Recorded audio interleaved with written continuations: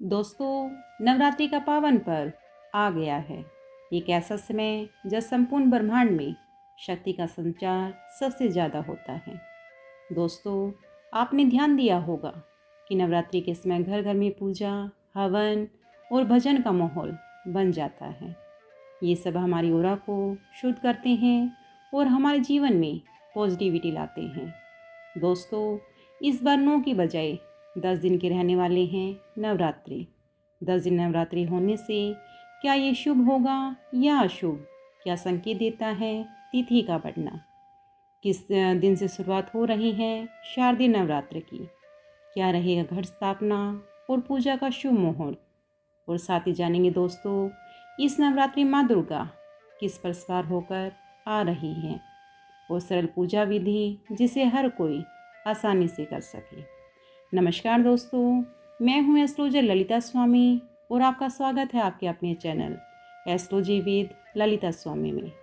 माता रानी आप सभी को खूब समृद्धि और तरक्की दे और उनकी असीम कृपा और आशीर्वाद आप और आपके पूरे परिवार पर सदैव बना रहे। दोस्तों, पंचांग के अनुसार अश्विनी माह के शुक्ल पक्ष की प्रतिपदा 22 सितंबर को रात 1:23 से शुरू होगी। वही स्थिति का समापन अगले दिन यानी कि 23 सितंबर को रात 2:55 पर होगा। ऐसे में दोस्तों 22 सितंबर से शारदीय नवरात्र शुरू होंगे।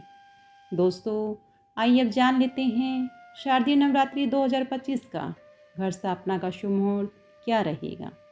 दोस्तों, 22 सितंबर को घट स्थापना करने का शुभ मुहूर्त सुबह 6:09 से लेकर सुबह 8:06 तक है।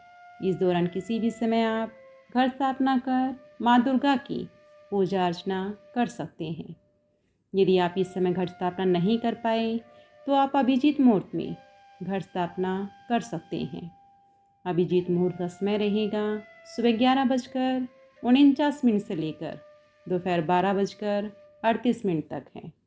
दोस्तों, आप इस समय के दौरान भी घट स्थापना कर सकते हैं, जो कि अत्यंत शुभ रहेगा। दोस्तों, शारदीय नवरात्रि में तृतीया तिथि 2 दिन तक विद्यमान रहेगी। 24 और 25 सितंबर को तृतीया तिथि रहने से उसमें वृद्धि हुई है। ऐसे में दोस्तों 1 अक्टूबर को महानवमी रहेगी। इस दिन माता की आखिरी स्वरूप माँ सिद्धिदात्री की पूजा, कन्या पूजन और हवन होगा। दोस्तों, शारदीय नवरात्रि में तिथि का घटना अशुभ होता है, लेकिन अगर तिथि में वृद्धि हुई है यानी कि 9 की बजाय 10 दिन की नवरात्रि है तो इसे अत्यंत ही फलदायी बताया गया है। ये संकेत है कि आने वाला समय सुख समृद्धि से परिपूर्ण होगा। दोस्तों, इस साल नवरात्रि में माता रानी हाथी पर सवार होकर आ रही हैं। दोस्तों, ये भी शुभ संकेत है। ऐसे में तिथि का बढ़ना और माता की सवारी दोनों के शुभ होने पर इस बार शारदीय नवरात्रि भक्तों के जीवन में सकारात्मक बदलाव लेकर आएगा। दोस्तों, नवरात्रि में पूजा को सही तरीके से करना ये भी बहुत महत्वपूर्ण है। दोस्तों, अब बात करते हैं नवरात्रि में किस प्रकार सरल विधि से कलश स्थापना और पूजा करें, जिसे हर कोई आसानी से कर सके और माँ भगवती को प्रसन्न करके उनका आशीर्वाद प्राप्त कर सके। तो आइए दोस्तों जानते हैं। दोस्तों, घट स्थापना या कलश स्थापना के लिए एक चौड़े मुंह वाले मिट्टी के बर्तन में पवित्र स्थान से मिट्टी ला करके भर लें और फिर उसमें जौ को बो दें। फिर इस बर्तन के ऊपर कलश रखकर उसमें जल और गंगा जल भर दें। कलश में 2 सुपारी, 2 साबुत हल्दी की गांठ, थोड़े से साबुत चावल, फूल, 1 या 5 रुपये का सिक्का अवश्य ही डालें। फिर कलश पर कलावा बांध दें और साथ ही कलश पर स्वास्तिक, ओम और माँ के त्रिशूल का चिन्ह बनाएं।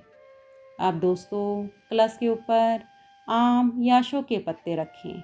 इसके बाद कलश के मुख पर जटाओ वाला नारियल लाल कपड़े में कलावे से लपेटकर कलश के ऊपर रख दें। इसके बाद भगवान गणेश और माता रानी का आह्वान करें। इसके बाद चौकी पर भगवान गणेश और माँ दुर्गा की प्रतिमा या फोटो को स्थापित करें। इसके बाद भगवान गणेश और माँ का ध्यान करते हुए व्रत का संकल्प लें। दोस्तों, भगवान गणेश और माँ देवी दुर्गा को पुष्प से शुद्ध जल का छिड़काव करें। इसके बाद गणेश जी, माता रानी, कलश और दीपक को हल्दी और कुमकुम का तिलक लगाएं। इसके बाद भगवान गणेश को वस्त्र स्वरूप कलावा अर्पित करें और साथ ही फूल भी अर्पित करें। इसके बाद दोस्तों माता रानी को चुनरी चढ़ाएं और स्वास्थ्य सामग्री भी अवश्य ही अर्पित करें। धूप दीप जलाएं और देसी घी के दीपक से आरती उतारें और उन्हें भोग लगाएं। दोस्तों प्रथम दिन माँ शैलपुत्री का माना जाता है, तो माँ शैलपुत्री का ध्यान और आह्वान करें। माता की कथा, दुर्गा चालीसा, दुर्गा स्तुति और दुर्गा सप्तशती का पाठ करें। जयकारों के साथ दोस्तों पूजा संपन्न करें। अंत में माता रानी से पूजा में हुई किसी प्रकार की भूल चूक के लिए क्षमा जरूर मांगें। दोस्तों इस प्रकार आपकी पूजा संपन्न हो जाएगी। आप इस विधि का पालन करते हुए रोज़ 9 दिनों तक माता की पूजा अर्चना आसानी से कर सकते हैं।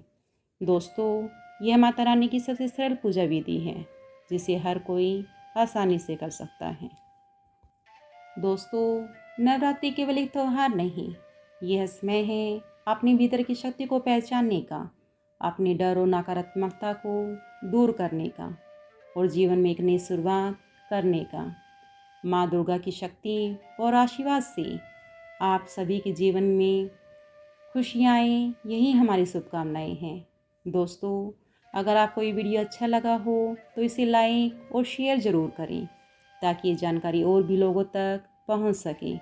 आपके विचार हमें कमेंट में लिखकर अवश्य ही बताएं। और हाँ, ऐसी ज्योतिष और आध्यात्मिक ज्ञान से भरे वीडियो के लिए हमारे चैनल को सब्सक्राइब करना बिल्कुल ना भूलिए। चलिए दोस्तों फिर मिलते हैं एक नई और ज्ञानवर्धक वीडियो के साथ। तब तक के लिए जय माता दी।